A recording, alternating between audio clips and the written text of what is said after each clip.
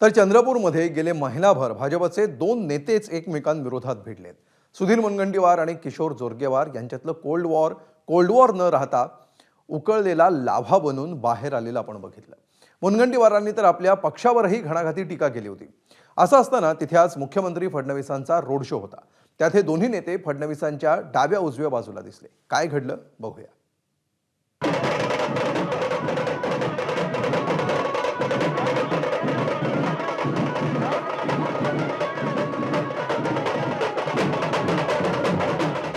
महापालिका निवडणुकीत कुठे ठाकरे विरुद्ध भाजप अशी जुंपली, कुठे पवार विरुद्ध भाजप, तर कुठे काँग्रेस विरुद्ध भाजप असा सामना पाहायला मिळणार आहे. मात्र चंद्रपुरात भाजप विरुद्ध भाजप अशीच परिस्थिती निर्माण झाली आहे.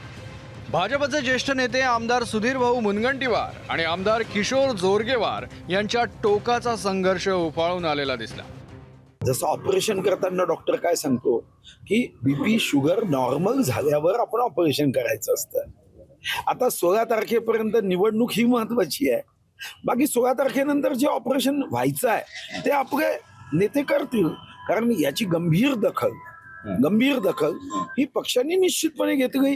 तर आवाज वाढला होता, अशा प्रकारची चर्चा आहे. काय म्हणतो आता हे तर काय आपला चंद्रपूरकरांचा आवाजच तसा आहे ना. मुनगंटीवार असो, वडेट्टीवार असो, जोरगेवार असो, हा वारांचा जिल्हा आहे, वाघांचा जिल्हा आहे, त्याच्यामुळे आवाज हा आहेच आहे मोठा आमचा.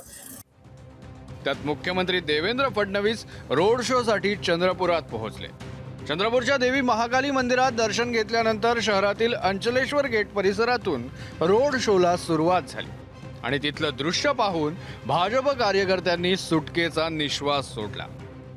प्रचाराच्या गाडीवर फडणवीसांच्या डाव्या बाजूला सुधीर मुनगंटीवार तर उजव्या हाताला किशोर जोरगेवार उभे होते. फडणवीसांनी सारं काही आलबेल असल्याचा विश्वास यावेळी व्यक्त केला. अशा प्रकारचं काम या ठिकाणी झालेलं आपण बघतो. मागच्या काळामध्ये आमचे सुधीर भाऊ हे पालकमंत्री असताना, हंसराज भैया खासदार असताना, जोरगेवारजी आमदार म्हणून यांनी या चंद्रपूर जिल्ह्याचा आणि चंद्रपूर शहराचा एक प्रकारे चेहरा बदलवण्याचं काम केलं आहे. मुनगंटीवार आणि जोरगेवारांमधील धुसफूस संपवण्यासाठी वरिष्ठांनी घेतलेल्या बैठकीत शाब्दिक खटके उडाले होते.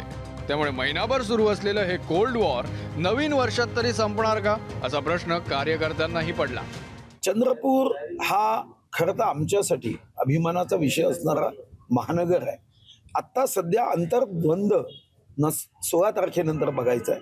आत्ता आम्हाला महानगरपालिका जिंकण्याच्या दृष्टीने पूर्ण शक्ती झुकून देणं हे गरजेचं आहे. कधीतरी तुम्ही बघितलं का की आम्ही दोघांनी एकमेकांच्या विरोधात असं काही स्टेटमेंट ओपनली काही दिलेलं आहे? असं काहीच नाहीये. त्यांचं एक मत असते, आमचं एक मत असते.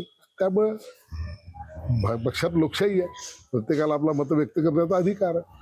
चंद्रपुरातील हे दोन्ही नेते फडणवीसांसोबत दिसले खरे, पण ते केवळ शरीरानं तिथे होते. मनभेद मात्र कायम असणार असं सांगितलं जात आहे.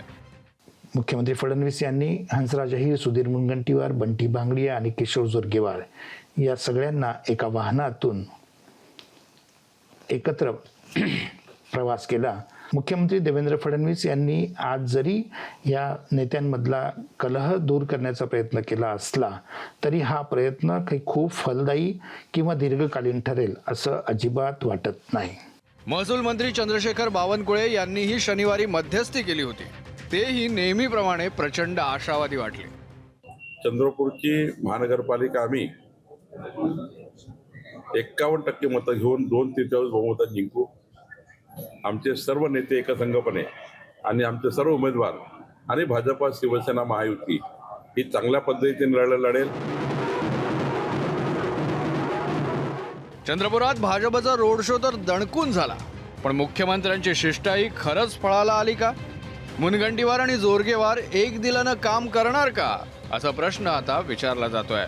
सारंग पांडे, एबीपी माझा, चंद्रपूर. एबीपी माझा, उघडा डोळे बघा नीट.